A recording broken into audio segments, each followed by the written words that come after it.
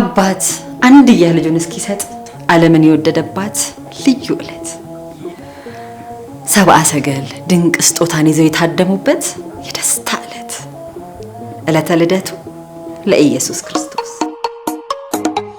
እንኳን ለብርሃነ ልደቱ በሰላም በጤና አደረሳችሁ። ይህንን የስጦታ በዓል ከቤተሰብ ወዳጅ ዘመድ ጋር እንደዚህ ሰብሰብ ብሎ በደስታ መንፈስ ያከብሩ የልማት አጋሮ ካቀረበለው ገጸ በረከትን ይታደሙ።